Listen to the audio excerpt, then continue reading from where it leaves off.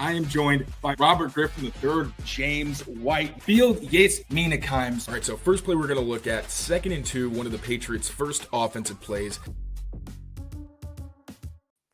What's going on, everyone? Mike Kadlick, Taylor Kyles here for CLNS Media. After some quick technical difficulties, a little bit of a delay, but it is 4:06, and we are back with another episode of Pat's Daily, powered by Prospects and Game Time. And we are here once again to recap Patriots versus Cardinals. If you saw us last night on Patriots postgame, we went into detail a little bit about what happened last night in Arizona. Patriots fall 30-17. They fall to 3-11.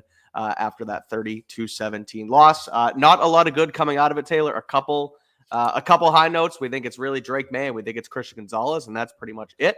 So what we're going to do here is go through a couple storylines, offensively, defensively, and most importantly, coaching, to kind of kick this thing off and kick off the week ahead. We're going to do a little bit more film breakdown, but we're going to do that tomorrow. We're going to break down what Drake May did against Arizona. I know everybody wants to see number 10's film, so we're going to do that tomorrow. But today, like I said, we're going to go through basically what has happened and take a 24 hours later look at this game. And first and foremost, Taylor, I think we have to look at Jerod Mayo. Last night, fresh and hot off the game, we were both calling for his job, basically. And not entirely, but, saying that it is time to look at this thing a lot more seriously because we had been the ones to sort of take a more measured approach to it. But after last night's disaster, not a lot of good came out of it. Now, he then makes the comment about Alex Van Pelt saying, "You said it, I didn't." More PR blunders, nightmares from this guy. And then takes it back this morning, says it was a defensive response. We knew it was going to happen, right? Like we knew he was going to, it was the same exact thing. Bad loss, bad comment, take it back. But he does take it back and basically said that Alex Van Pelt didn't even know what he was talking about. So are you over that comment yet? Where are you at with the whole Jerod Mayo mess post game? And then also for what it's worth, they canceled a team meeting today. They canceled their media availability with players.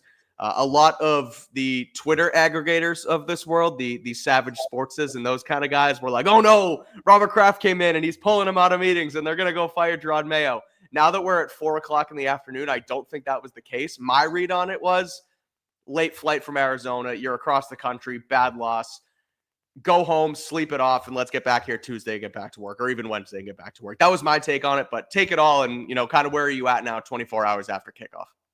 Yeah, I don't think the canceled meetings was a huge deal. That's one of those where until we hear more, I'm just not going to go, the more dramatic route and assume that something crazy happened. Like, could have just been a flight delay. Like you said, maybe not even so much that it was a loss, but the fact that it is across the country, that's a tough trip they left early for anyway. I'm not really going to freak out about that.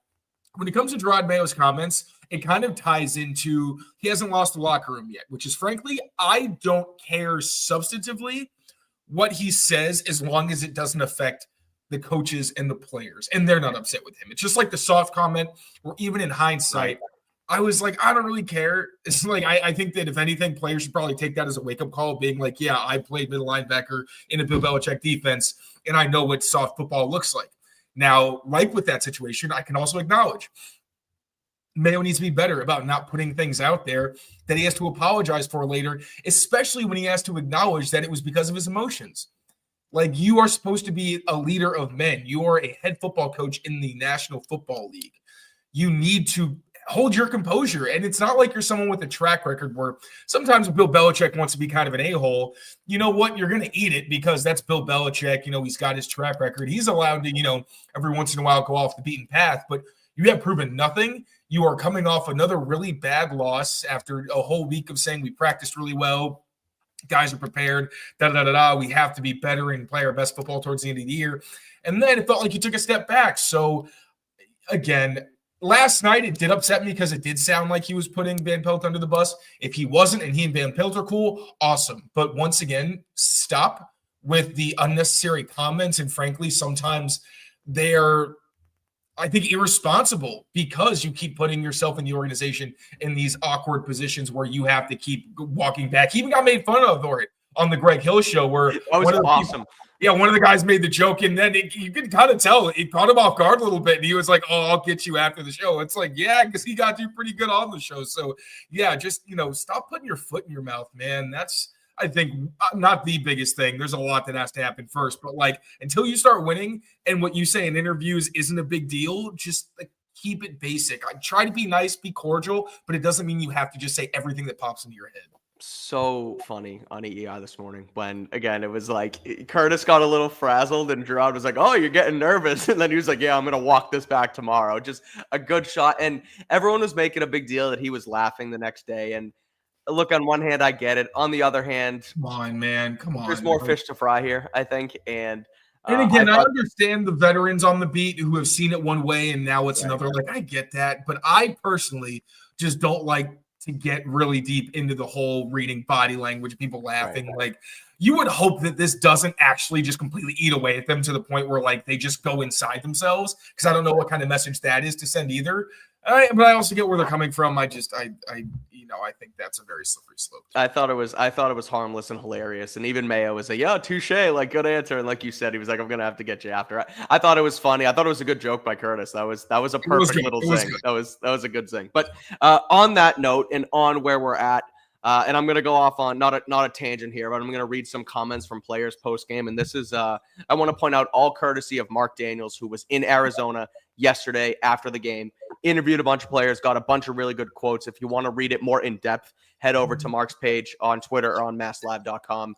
And he basically talked to a handful of players after the game and got their perspective on where the Patriots are at and why they lost that game. And my opinion on it, which I'll get to, but is these comments from these players are what are probably going to allow Jerod to keep his job once again. Because last night we were saying that the coaching was bad, the playing was bad. If it's the same players for the most part, but they're not executing the way they were last year, then the common denominator is coaching, and something's got to give. But Mark, on both sides of the ball, dug with multiple players who basically said it's on us. And I'm going to read a couple here. Jonathan Jones said, "We've all earned criticism, coaches, players, everyone. This is a results business. It hasn't been good enough, and we've earned the criticism." Christian Barmore says, "I feel like people don't understand that they're really great coaches. We've just got to play our game, stay focused. We have great coaches, a great head coach, a great defensive coordinator. We have to keep moving forward." Jabril Peppers straight up says, "It's not on the coaches. I feel like whatever they call, as long as we execute the right way, as long as we're all on the same page, we can survive the down. I think it's just too much lack of attention on the details." He said more, but again, go to Mark's page if you want to read it. Godshaw says, "Jerod's playing days are over. He's on the sideline, seeing it as a coach now. Players have to take accountability. So players are out there 100% of the time.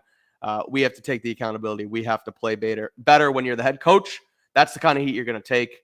Kendrick Bourne, moving to the offense, says, "It's everything. It's all of us. We take pride in being a group. Everybody's in it together, upstairs, coaches, players."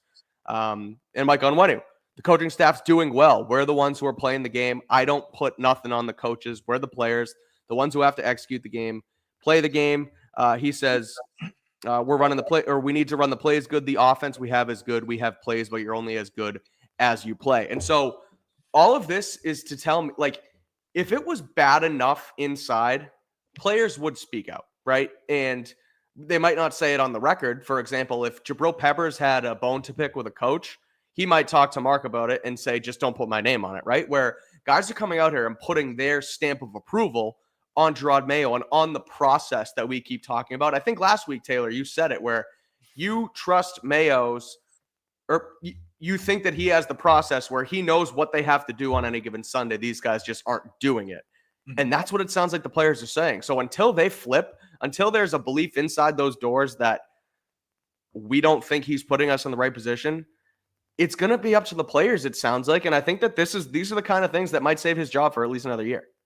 That's true. And also, like we talked about yesterday, firing Mayo is not just the easy fix that it sounds like on paper, where you say, "Oh, just bring in Ben Johnson," and he makes the offense, look so schematically advanced, even though he has no head coaching experience, and he's just as much of a shot in the dark as Jerod Mayo was, as someone who has no head coaching experience. No one wants to talk about that. But then even if you want to talk about like Mike Vrabel, you're still potentially threatening the infrastructure around Drake May, around the front office, which hasn't really done anything so egregious that they deserve to be fired.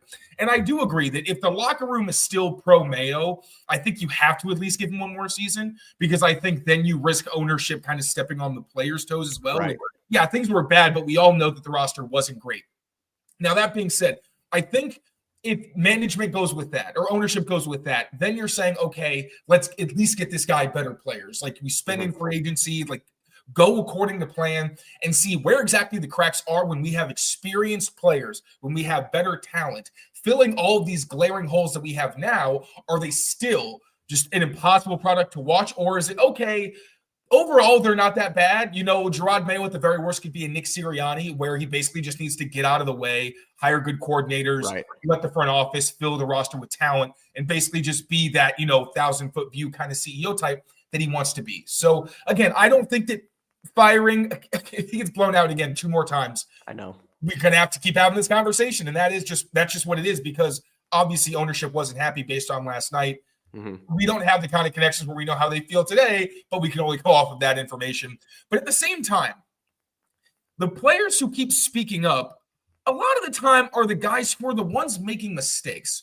And we're going to get into it more, especially with the run defense. But it just feels like I tweeted it last night. The offense, I'm not that worried about. The glaring issues are the offensive line. Could they have more talent? Absolutely. And I think that's going to be a priority. But if you replace left tackle to center with quality players, DeMontre Jacobs being the worst player on your offensive line really isn't the worst thing in the world. Has he been great? No. But I think he's allowed like 4 pressures over the last 2 weeks.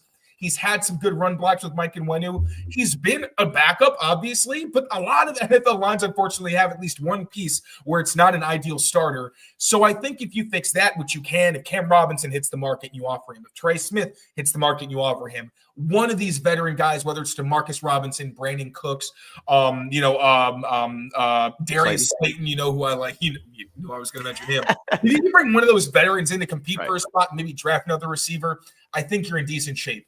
Defensively, Tavai is obviously not in the best position. He's being asked to be the hammer that Juwan Bentley was. He is not that, but he's also struggling in ways that you really would expect a guy who's been in the league for a while like him not to struggle. Jabril Peppers and Kyle Duggar at times, I'm just looking at the tape and I'm thinking, this doesn't look like these guys. They're making plays against the run. They're not total duds out there, but it's too many times I'm looking at them and saying, why are 2 players who have been captains at points for this team the guys that I'm looking at pretty consistently thinking, I just don't know if you're going 100%, whether that's due to health, whether it's effort, whether it's recognition and preparation, whatever it is, when the veterans are the ones struggling, you have to start scratching your head and saying, is it really just you? Because if it is, then you can't keep coming up to the reporter. I guess you can because they are, but you keep coming up to reporters and telling us, yeah, we have to play better for the coaches. Well, play better then, because I don't really understand why you can't. If you're not healthy enough, let other guys get opportunities. Like Kyle Duggar looks like he's hurt on the field.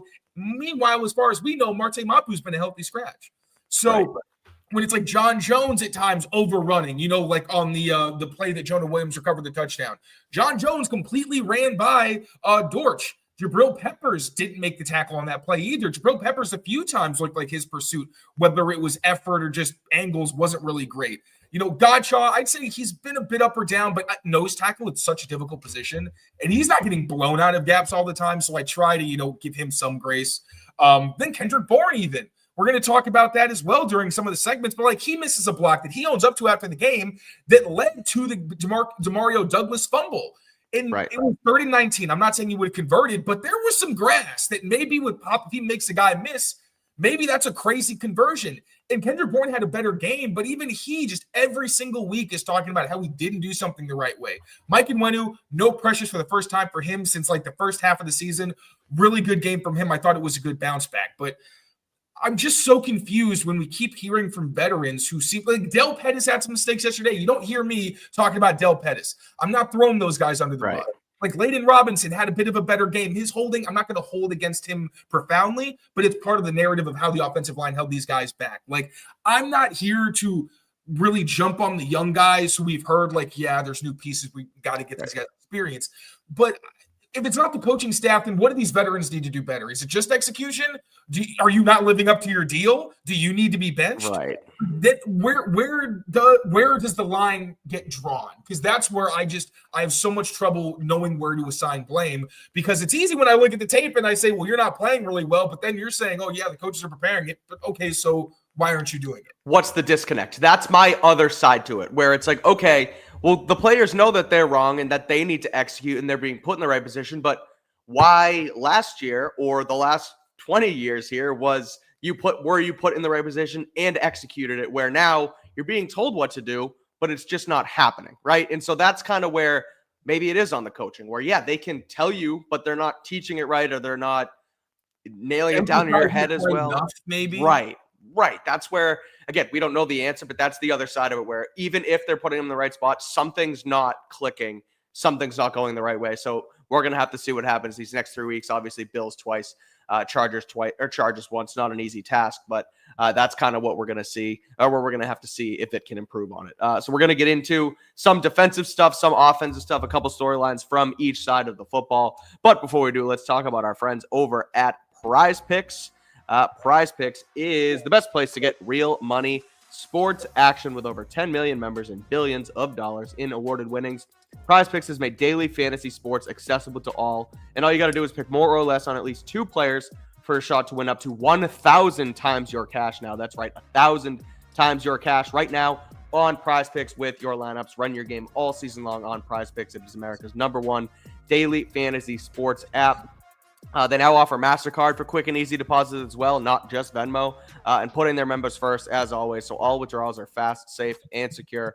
When your picks hit, you get your money in as little as 15 minutes. And Taylor, I know we missed out on our Patriots lineup yesterday, but I hit Sunday Night Football. Romeo Dobbs, I had him to go less than 40.5 yards, and he had 40 yards. He had one final reception, like a 22-yard touchdown, but it only got him to 40. So I still hit on that one. And the second one, who did the Packers play last night? What was my second? Seahawks. Oh, Seahawks. It was Jackson Smith-Njigba more than 65.5 yards. He went off once again. He has been really solid for that Seattle team. So we're on a little bit of a win streak here. We'll have a couple more Monday Night Football lineups to come out tonight. So make sure you turn in and join us on Prize Picks. All you got to do is download the app and use code CLNS to get $50 instantly after you play your first $5 lineup. That's code CLNS. You get $50 instantly after you play your first $5 lineup. Prize Picks, run your game. All right, Taylor, let's get into it. Let's talk about this defense. Mm-hmm. And it's funny because I'm reading our that was my bad. I'm reading our outline that we have, and basically the question is, it's easy, but why is the defense bad, right? Like what? And we just talked about it for the last couple minutes with these quotes from the defenders, but 30 points allowed, 10 of 15 on third down. They're allowing 5 yards a rush once again. James Conner, almost 7 yards a carry, 16 carries, 110 yards, 2 touchdowns. What's going on defense? Things are not right here, and you looked at the film, so tell us a little bit more about why and what's kind of going on here. Yeah, so when you look at the numbers, Jerod Mayo mentioned how the third down, really they struggled on offense and defense. When we talk specifically about defense, one of the biggest reasons they struggled is a reason they've been struggling in some of their more recent games, where they cannot create third and long situations. Now, they were 10 or 15 on third down against the Cardinals, the Patriots. So they allowed 10 conversions on 15 third down opportunities. Only one of those 15 third downs were 3rd and 7 or more. That is a really difficult place to live as a defense, because for the offense, basically, if you throw a check down and the defense is in zone and is actually bailed out, there's not a whole lot you can do if it's a decent receiver who catches it and quickly is able to turn around for yards. Like you saw that with Kyle Duggar often in coverage, where he would drop back in zone. They would just throw right underneath him, and he makes the tackle, but it's kind of tough to stop a guy when all he needs is a handful of yards. So that was one of the really big issues I saw. But also, the reason they kept getting into those third and manageable situations, Arizona, was because of the run defense. Jerod Mayo keeps bringing up, or at least this is the second time he has said specifically, if you take out this one explosive run, then everything looks different. And we know now it's become a joke that he keeps saying, if you take away this one thing. I understand sometimes when it's in terms of like one bad game in a stretch. I got it in that context because really that Dolphins game was a bit of an outlier because they had been showing progress and then kind of just fell off a cliff in that game. The runs are different, though. Last time he said this was against the Texans when Joe Mixon ripped off 2 like 50-yard gains or whatever. It's not just that you even allowed the 50-yard gain. If you look at the efficiency numbers, the Patriots have still been giving up big plays at a pretty unacceptable level. And then you look at you take out that run for James Conner. He has 3.9 yards per carry. Jonathan Taylor, I think it was about the same. He had about 3.9 yards per carry. You're holding some of these great backs under 4 yards a pop. That's awesome. but they are getting enough yardage to stay on schedule. And I asked Jerod Mayo about that. I was like, yeah, but are you okay with giving up, just the body blows if it means that you're tightening up in the red zone? Because I've said, I basically expect this to be a bend but don't break defense. I don't think they're healthy enough or talented enough right now to be a truly lockdown unit. You just have to be better in the red zone. But what we've seen is offenses consistently move the ball against them, and they have a hard time getting off the field. We're like last week or on Sunday, they forced a lot of field goals. They didn't break for a lot of the game in the middle, but they were still allowing these long drives. They end up losing time of possession. Part of this is the offense, but the Patriots lose time of possession 34 and 8 seconds to 25 and 52 seconds. Some other stats I'll throw out real quick. 6.3 yards was the average depth of tackle in Week 15 against the Cardinals. That was the first game for the Patriots that took place where it was deeper than 5.3 yards. So almost an entire yard deeper downfield. That's not just one run. That's being able to consistently move the ball, especially get movement up front, and then your linebackers and second-level defenders having to make plays. They've had 4 or more missed tackles in 3 of their past 4 games. The only exception was Week 13 against the Colts, and they missed 6 tackles, in Week 11 against the Rams.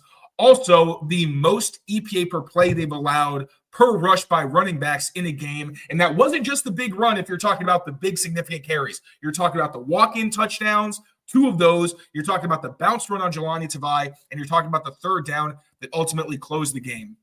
So now I'll pull up the film real quick so we have a better idea actually watching it of what exactly was going wrong, because it was a whole lot for this run defense. One of them, Jerod Mayo mentioned when we spoke to him this morning, that one of the big issues was the fact that James Conner's 53-yard run, there were a couple of unblocked defenders who didn't make tackles that were expected of them. But I don't think that was the only issue.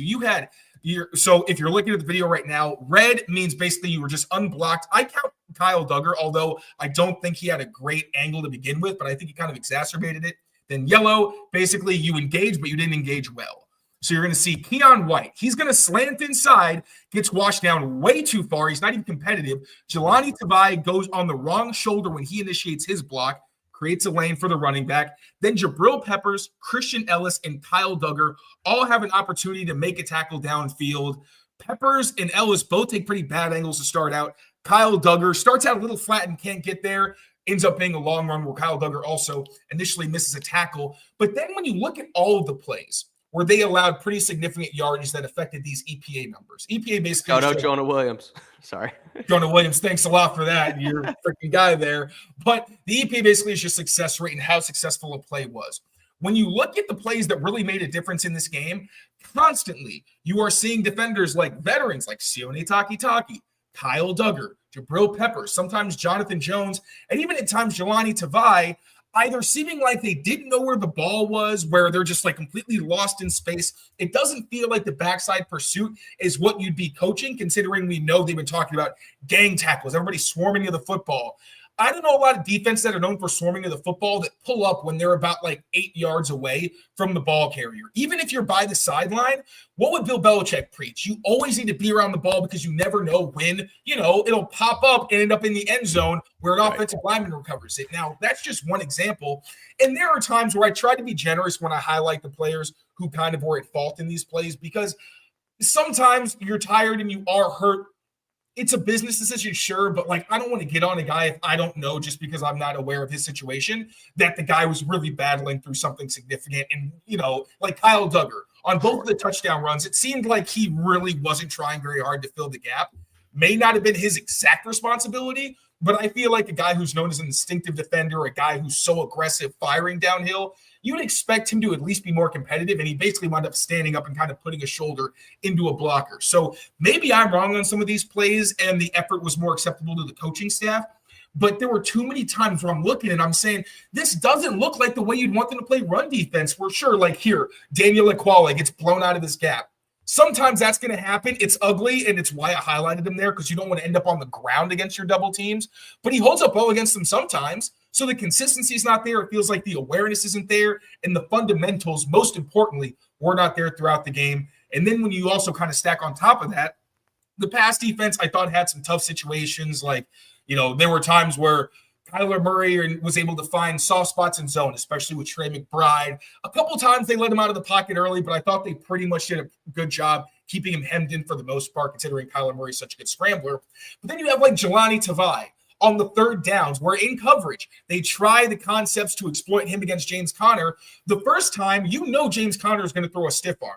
You are coached in those situations, if a guy throws a stiff arm, to knock it down or grab that arm and then pull him down. We've seen guys do it before. He didn't do it that time. And then in the red zone, you're running like a bat out of hell and you completely overrun your guy. He turns upfield and converts in the red zone on what turned into a scoring drive. So again, it just seems like these guys, especially veterans, where Christian Ellis, I can give some slack. Yeah, cut him some slack, sure. I can cut you some slack. Daniel Ekuale, even though I think he's inconsistent and is good okay sometimes, you can cut them some slack. But it's really the guys that you rely on, like Peppers, Duggar, and Tavai, where I'm saying this isn't remotely good enough. Even Taki, like the guy missed all summer, a lot of the season. Maybe he just needs an entire summer to really get his head on right. But just a disappointing effort all around from the defense where, yeah, you can. But at the end of the day, you're also putting that defense in tough spots, or putting your defense in tough spots by not creating negative plays, not creating enough sacks or enough pressure on Kyler Murray, where you're creating more of those tough situations where maybe you get a turnover-worthy play, like on that interception that was overturned for a BS reason. But, we don't have to get into that. For sure. No, a good breakdown. And I think that my main takeaway is just like the lack of, like you said, gang tackling, get into the ball, aggressiveness, too many like attempted arm tackles in that, at least in that reel right there. Kyle Duggar not filling on the goal line. Now, granted, there's one of them where James Conner's already in the end zone by the time he goes to actually try and make a tackle. So again, you're going to let him walk by you. You're not going to let him hit you 5 yards in the end zone. Like that doesn't make sense. But the other one, you don't let him. What I'm saying is, if anything, you hit him.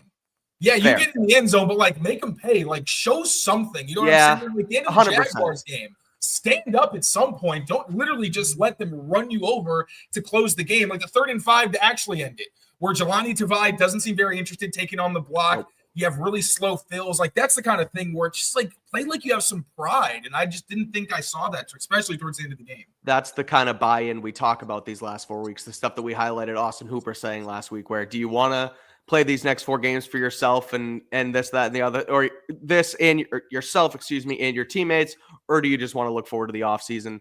Some of those plays look like more like offseason guys. So moving forward, let's go to something good on the defensive side, and that is number 0, Christian Gonzalez. Locks down Marvin Harrison Jr. I tweeted last night he had Marvin Harrison Jr. in hell for most of the game. 6 targets with him in coverage, 2 receptions for Harrison Jr., 4 forced incompletions. The big one, in my opinion, the one in the end zone where it looked like he was beat by Harrison for a second, stays in it, stays in pursuit, sticks a hand in there, and knocks it out of bounds. Christian Gonzalez is one of the best corners in football, point blank. But break it down a little bit. Tell us what you saw from Gonzo, the technique, and how he continues to impress week in and week out. Yeah, I mean, Marvin Harrison Jr., we had the discussions before the draft, right? Do the Patriots take the receiver because they don't have, the quarterback? Maybe you just give them a good supporting cast before you get the quarterback? Or do you just get the quarterback because you can never predict what those classes are going to look like? After this game, not just after this game, but I'm thinking the Patriots made the right choice because this was not a particularly close matchup. Now, the Cardinals were able to get Gonzalez a couple times with some scheme separation, right? There was the pick play early on where after looking at it, there really wasn't anything Gonzalez could have done because he went underneath because there were 2 defenders over top. If he goes over, he runs into everybody. There's no one to even chase down Marvin Harrison Jr. There was another time where they managed to scheme some separation for Harrison Jr. They didn't target him. And then another one where Harrison went in motion across the formation, ran a comeback, and then Christian Gonzalez gives up the catch. But really, those were the only ones. There was another one, the Keon White pressure that turned into a sack, where Harrison Jr. in the slot did have a really nice seam route against Gonzalez. Might have been a big play for the Cardinals had Kyler Murray been able to throw that ball or really had the patience to let it rip. But Gonzo, man, throwing at him deep is one of the craziest strategies I've ever seen. And Kyler kept doing it. He kept being like, I trust my guy. I'm going to give him a shot. And every time I was like, why are you throwing there, dude? And on 3rd downs especially, you're talking critical moments where you're like, yeah, let me throw at one of the best players in the NFL, much less on the Patriots defense. So, yeah, Christian Gonzalez, the most impressive one, obviously, was the breakup right before halftime. The second time in 3 plays that Kyler Murray targeted him on a fade route. Marvin Harrison Jr. does do a nice job off the line of scrimmage, creating some separation, but Gonzo never, ever panics. The man just waited until he saw the receiver's eyes open, see those hands. Once the ball arrived, he punched it out as Harrison Jr. was going to the ground. One of the more impressive plays also was the third time the Patriots tried to pick off Christian Gonzalez on a mesh concept.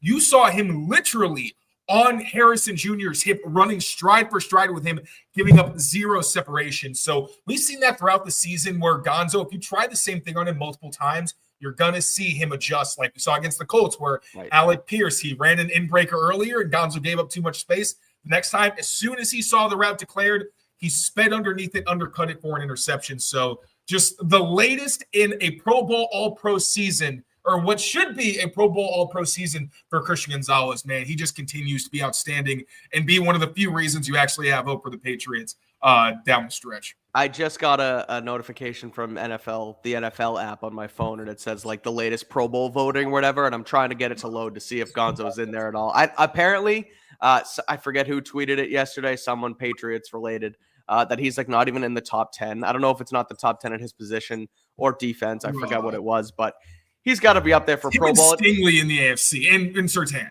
Yeah, the thing about the Pro Bowl is it's all a lot of fan voting, where I think All-Pro wise, it's sort of more reporter based and people who are kind of watching a lot of the game. So I think that he'll have a chance there. I mean, shit, he's one of the best corners in the AFC, undoubtedly. Hopefully he gets his flowers, at least second team All-Pro, because again, dominant stuff. And I like how you mentioned that mesh concept where they picked him off early. Marvin Harrison gets the big gain. And then later on, he reads it, he follows it, and he's like, I'm not letting this guy beat me across the middle again, even if I'm going to get picked here for a second. He turns on the Jets, stays with them. Really impressive stuff. I said it last night. I tweeted it during the game where you got two guys on each side, or you have one guy on each side of the ball. It's 10 and it's 0. And it makes watching football, Patriots football, a little bit fun when you can watch Drake May and you can watch Christian Gonzalez in times like this where you still come out of the game and it's like, we have two guys who can be perennial Pro Bowlers, all bros on this team. Now you got to fill out the rest of the stuff. But again, really good stuff from Christian Gonzalez. All right, let's talk about the offense here, Taylor. But before we do, let's talk about our friends at Game Time, because Game Time is the exclusive ticketing partner of the CLNS Media Network. And now, since it's the holidays, Game Time is focused on togetherness. And that means when you bring people together at live events, the experience is that much better. And it's the perfect holiday gift. They now have the feature. It's called Game Time Picks. We talk about it every week here, but it makes getting tickets for live events even easier. It filters out the fluff. It shows you only incredible deals on great seats, so you don't have to waste time searching through thousands of tickets. I usually do my live Game Time check-in, so let's do that right now. I'm going to open up my Game Time app, and we're going to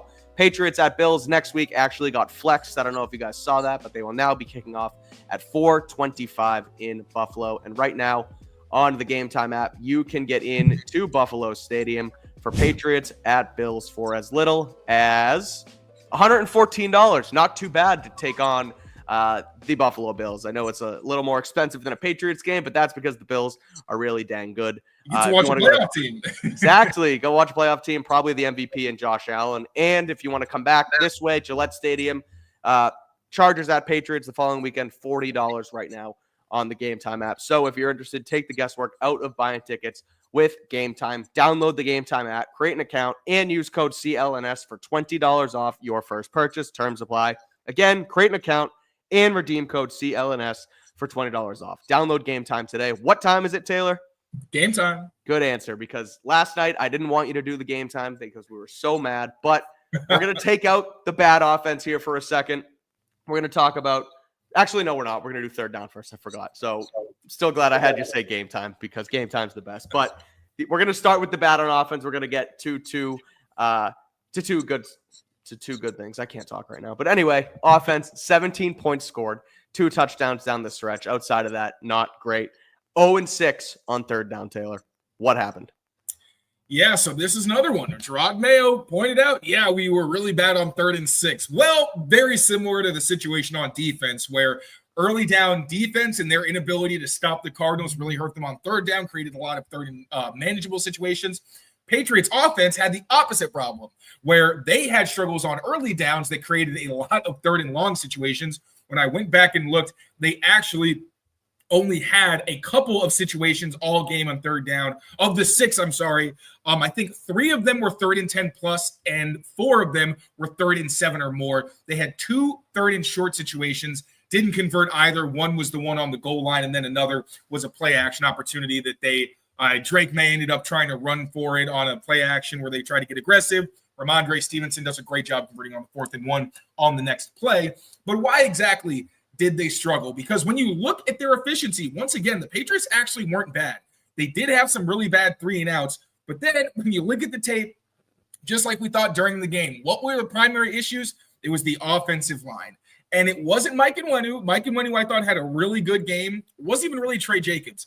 It was Ben Brown. It was Darian Lowe more than anyone. And at times, it was also Layden Robinson. So just throwing it up on the screen right now. So Layden Robinson, his biggest issue was the hold, obviously. That created a situation where put the Patriots back. They get a penalty, but still they go the conservative play call to try to get themselves just in the field goal range. One of the things we highlighted kind of previewing this game over on Pat's Beat was that the Cardinals, as you can see there, have a ton of really exotic pressure packages where you don't know how many they're going to send. You don't know where it's coming from. So maybe early on, I don't really blame the Patriots for saying, hey, let's just get ourselves some points on the board. We wanted to start with possession. It's probably better if we can at least get a field goal rather than maybe risking it. I know I said I wanted them to be aggressive, and I think at points they were, but at that juncture, I was like, you know what, whatever, get yourself some points. Unfortunately, didn't work out because Joey Sly ended up missing it. But then you have Darian Lowe, 2 different series that were basically ended because he had his assignment give up first contact on negative plays. Now, one of them, I do think Antonio Gibson probably ran too fast and kind of hurt the blocking scheme a little bit. But there were times where Darian Lowe just didn't seem to get maybe out of the stance quite quickly enough, or I'm not sure if he was really keyed in on what exactly, he was supposed to do on the assignment. It was just kind of bizarre. Like the quality of losses he had were ones we don't see from him very consistently, but the inconsistency still showed up where, yeah, maybe you're not getting the pre-snap penalties, but it's every week. We're talking about something with Darian Lowe. Ben Brown, it was the 2 low snaps. The first one, Drake May brought in. He handled it pretty well. The second one completely blew up a 3rd down drop back opportunity where they might have been able to convert, but obviously we don't know because it took Drake May so long to get it. Plus, I think this is actually the play. Layden Robinson also gave up a twist that wound up kind of screwing them. And even if I think Drake May got the ball, he would have had to deal with a looper in his face pretty quickly. Also, we talk about the short yardage situations where everyone is saying, hey, Drake May, just QB sneak or zone read or use his legs. Could that have helped? Absolutely. But Drake May even defended Alex Van Pelt saying, honestly, I get why they don't want to run me. That's what I said last night. Maybe I didn't phrase it very well because I called it a relatively meaningless snap. But we're talking about a season that you're not going to make the playoffs. Like I mentioned last night, if Drake May gets hurt because you wanted to design run him, then that's where I think you start getting a lot of backlash. I don't blame them. I'm more upset that on both of those short yardage plays, first, it was, I think, Layden Robinson and then Darian Lowe whiffed on their blocks. It allowed penetration. They kind of messed up the rest of the blocking scheme and threw everything off. Like I said last night, you need to get a yard. If you can't do it 2 plays in a row, that's on you and that's on your personnel. Now, like we said, middle to left, you're hoping next season you have a different starting combination. But that really was what I saw that kept putting the Patriots behind the 8 ball. It was Darian Lowe letting up negative plays. It was Layden Robinson, being inconsistent as you expect from a young guy, but still it exacerbates it more when he's not the only one who's making these mistakes, the short yardage failures. And even Kendrick Bourne, like I mentioned earlier, he misses a block. His guy that he was supposed to block ends up forcing a forced fumble on Demario Douglas. Kendrick looks good during the live broadcast because he recovers it and it looks like a really heads-up play, but we're seeing it right here. His guy triggers downhill. Doesn't think that he's an issue, and then it's a bad play that maybe potentially could have given you a chance to convert. So we could talk about the 3rd downs all we want, but I think you're kind of bouncing around what the main issue was. The main issue was that your offensive line consistently is holding you back. Now, I don't know how much we can expect from this offensive line. We know that Cole Strange, maybe he enters the lineup this week. Jerod Mayo said he just wasn't ready this week. Maybe that helps a little bit. Maybe Darian Lowe kind of gets it together and is more consistent.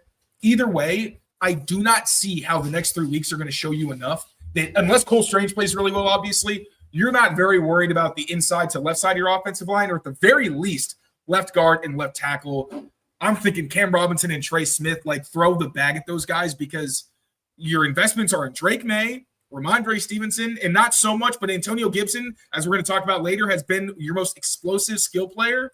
You need to make sure you are supporting those guys and giving them the ability to play their best football, and that's not happening with the offensive line play that we saw yesterday or have really seen in a lot of recent games. 100%. I mean, Drake May is the investment for this team right now, even if he's cheap right now on a rookie deal. So you need to – I don't know how much I buy into the theory of making sure that your Super Bowl window is your rookie quarterback's rookie contract. I don't buy that necessarily as much as I did a couple of years ago, like when Seattle was able to do it with Russell Wilson.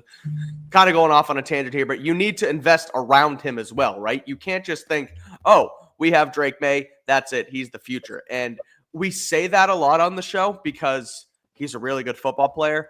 And I think they know that too. I think that they do mean it when they say they want to build around him. 100%. And I think that's what takes this to the next level where, I mean, great. Drake May's awesome. And he looks like he could be a fringe top 10 quarterback as soon as next year. Right. But when you're 3-11 and you can't win football games and the flashes we see are only towards the back end of the game where they go down on those 2 touchdown runs, those 2 scoring drives, you need to put more around him. It starts with the offensive line. And like you said, the investment in Ramondre Stevenson too, you gave him a 4-year extension this offseason. So you got to build around those guys. But even with these struggles, Taylor, the running backs did pretty well. You said we're going to mention it. Let's talk about it right now. Antonio Gibson, Ramondre Stevenson, Patriots looked like they got the running backs back. 20 carries, 102 yards, just over 5 yards a pop. I'm reading some of your stats here too. 4 explosive runs from Ramondre. And Antonio Gibson, for 7 missed tackles. So what do you see from those guys? I think still everyone sort of agrees that they need to get Antonio Gibson involved even more down the stretch. Like even yesterday was an uptick and that wasn't enough. Like he's a really damn good football player. Hopefully he can come back next year and we'll see what goes with that. But talk to me about Gibson and Ramondre and what they did yesterday. Yeah, absolutely. So I'm going to play the clips and then I'm going to read off some fun stats. So those 4 explosive runs for Ramondre Stevenson, those were tied for the most for a Patriots running back in a single game this season. All right. And that was tied with his first game against the Bengals. Also something he hadn't done against the Bengals. He had the most yards after contact per rush since that opening day game. That was 4.2 yards. To be honest, I didn't think Ramondre consistently made guys miss the way we expected him. I do still think he's having trouble being that same level of elusiveness, but really impressive on that pitch where he made a couple guys miss. Also, there was a run where he got backfield penetration, still managed to keep his balance, and broke off an explosive run. So I really like what I saw from Ramondre Stevenson. He looked really good on the shotgun. They tried some trap runs where you get a guard pulling all the way to the edge defender and then under center on those outside zone carries. That's where he seems to be most effective when he is running outside zone. Then Antonio Gibson, like you said, man, he's been a freaking monster. He's averaged 1 missed tackle per rush for 2 games in a row now. Was really good against the Colts, like we mentioned after that game. Also, he forced 7 missed tackles on runs in Week 15. That was tied for the most for a Patriots running back since Ramondre Stevenson. He had 10 in the opener, which is an insane number, especially when you go back. Also didn't realize that I want to correct myself. I said hopefully Gibson comes back next year. I got him and Hooper confused. Gibson's on a 3-year deal, so he's going to be here. I didn't realize that. Okay. And that's part of why I say, like, you invest in the running backs. Because, honestly, with Cooper, a guy who we think is going to get re-signed. When you look at the Patriots offense down the spine, tight end looks good. Hunter Henry and Austin Hooper, you'd like some more youth there. You'd like to see more from Jaheim Bell. But they've been really good in that tight end room, especially with the 2 older guys. Ramondre Stevenson and Antonio Gibson are now showing you what they can do once, especially, like, these guys are running behind Mike and Nwenu, a little bit behind Trey Jacobs. Ben Brown had some good blocks in there as well, and Austin Hooper has been pretty fantastic as a blocker. When they run behind those guys, good things happen. If you add a Trey Smith to help out a Cam Robinson and then David Andrews or Cole Strange, I think that could further improve your run game. So when I mentioned that investment, this is why, because these are the guys that are consistently showing up for you, where the run game has been good for over a month for the Patriots right now. And again, a lot of that's Mike Nwenu, a lot of that's the chemistry that he's built between Ben Brown and Trey Jacobs, but also Antonio Gibson looks fresh. Guys are bouncing off of him. He can't go down. Ramondre hasn't been that same guy, but Gibson, who Alex Van Pelt said has a very similar skill set to Stevenson, has been that elusive kind of presence for you. And even this catch where Drake May's in a tight pocket, tries to get the ball out, it's behind Gibson, catches it with one hand. That's not the first time he's made an impressive grab like that. Would I like to see him actually get targeted more in creative ways in the passing game? Yes, of course. But at least as a running back, the position that you expect him to kind of fill as a runner, he's actually starting to look good. So I really liked what I saw from the backfield. We'll talk about Drake May, obviously, but everybody in the Patriots backfield, I thought, really impressed, especially given their offensive line didn't always help them out, for the most part. Looking at some of these plays on film too with Gibson, like he makes guys miss. He runs through guys. He runs around guys. He's breaking that one he didn't break off, but the one a couple plays ago where he's just down the sideline making people miss. It's good that, again, like I said, they're getting in the ball now down the stretch, but this is the kind, like, I want it even more. Like, and not that he's going to take away starting reps from Ramondre or anything, but use both of these guys. Use that pony package. I remember last year we were talking about pony with Zeke and Ramondre a couple times. It's like, use both these guys on the field. We talked about it this offseason when they signed Gibson. Use him as a wide receiver. He played wide receiver in college. Like, get more creative with him. I think they're starting to do that, and I think it's good to see. And the fact that they have him locked up for another 2 years is good stuff for the running back room as well. So you mentioned Drake May in the backfield. We're going to close it with this. We are going to do a more in-depth film breakdown on Drake May coming up tomorrow. So make sure you keep it here. You keep it locked in for that. But just quickly on Drake May, we'll close it out with this. They go 2 for 3 in the red zone. Obviously, down the stretch was the bread and butter where he had the passing touchdown to Pop and then the rushing touchdown at the end of the game. But overall, Drake May goes 19 of 23 for 202 yards, a touchdown, an interception to Kayshon Boutte, which wasn't his fault. And then he has the rushing touchdown. So what'd you see for May overall? What can we look forward to in tomorrow's more in-depth film breakdown about the rookie? Yeah, so this was actually one of Drake May's best games. He set career highs in completion percentage. He set career highs in yards per attempt. I think it was like 80%. Second game in a row, he's completed 80% or more of his passes. Now, part of that is because his average up to target both of those days was just under 6.5. But in the last game, he actually did throw downfield. He had to throw to Kendrick Bourne. He had to throw to Austin Hooper. And what I really loved about those plays were they weren't just, I'm throwing to this wide open void. Like, you still saw the pieces of Drake May where he's making a lot of these things happen. Where, like, with Kendrick Bourne, that was a really tight window. It was just a moon ball, and the only place his receiver could be the only one to catch it. The slanted Kayshon Boutte, when they started that late surge in the fourth quarter where just they couldn't get anything going consistently where they actually turned it into points, you saw, all right, Drake May using some tempo, really feel like he was locking in, controlling the offense. He either pumped a defender or saw that Demario Douglas was covered and immediately went backside to Kayshon Boutte. Then the deep throw to Kendrick Bourne. Then Austin Hooper, the downfield throw to him. The most impressive thing is Austin Hooper was open, but it was because Drake May looked off the defender who was kind of in the seam area. He shoots to the flat because he thinks that Drake's going to throw there because that's where his body opened up. As Drake's throwing, you see that his body language is actually going to Hooper. Extremely impressive play from him there. Then there were also another couple of plays I like. I just lost my place in our notes. Let me get back to those. But also made up for times where it seemed like the rookies weren't in the right places, where Jalen Polk and Austin Hooper wind up in the same place on the first draft back of the game. Drake May doesn't panic. He throws short to Hunter Henry. Then you see later in the game, Austin Hooper winds up in the same area as Jaheim Bell. It's hard to know exactly who's wrong, but Austin Hooper being in the league as long as he has, being in an AVP offense before, then you have Polk and Bell who struggled all year. My money's on the young guys, had some issues on those plays, but on that one where Bell and Hooper were in the same area, Drake May says, you know what, that's fine. I'm just going to run out and get a positive game. Then in the red zone, the first time the Patriots have actually been good in the red zone since all the way back in week 9. Of course, it's in a game where they struggled to actually get into the red zone consistently before the end of the game, but Drake May making his magic on the first play, looks left, sees that it's pretty tight, no really good options, breaks the pocket because he's got a lane, puts Demario Douglas, his defender, in a position where he basically can't win because he says, all right, either you cover Pop and I'm going to run in right in front of you, or you can try to stop me, and then you forget I'm Drake May. I'm just going to flick it to Pop. And finally some good work from Pop on scramble drill too. Yes, also going to get, because Kendrick Bourne fell down.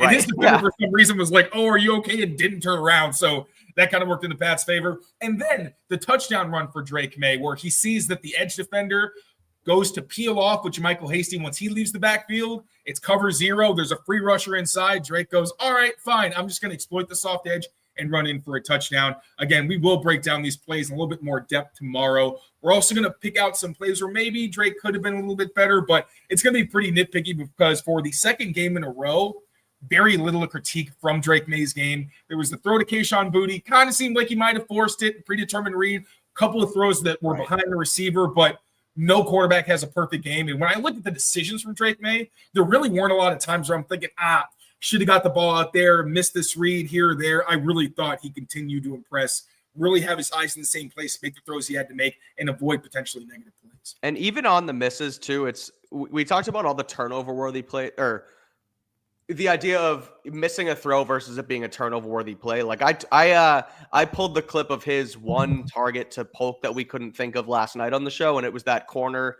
that sort of sail corner route where Budda Baker was on him.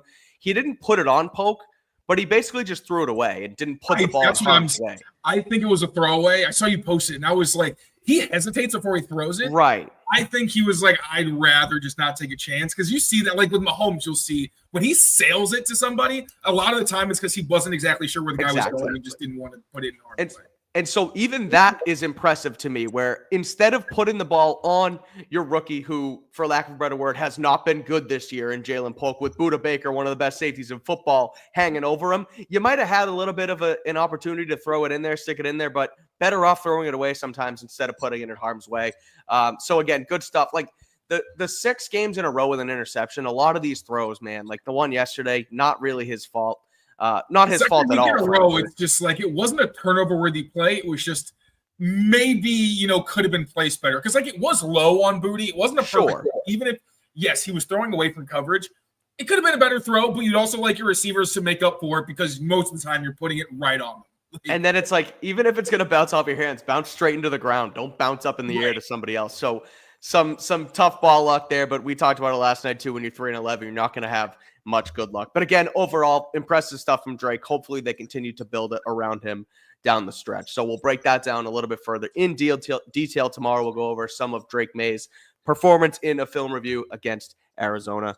And I think that's going to do it for us here, Taylor, for this Monday edition of Patriots Daily, going through what happened last night in Arizona. Again, Patriots fall 2-3-11 after a 30-17 loss to the Cardinals. We'll be back tomorrow, like I said, for Drake May, and then Wednesday through Friday back as they get ready for the Buffalo Bills, which, again, if you didn't hear me earlier, they did get flexed to 4:25 on Sunday at Highmark Stadium. So until next time, thank you guys so much for tuning in. We appreciate you guys hanging every single day here with us on Patriots Daily. Taylor, good job. Thanks for breaking it all down for us.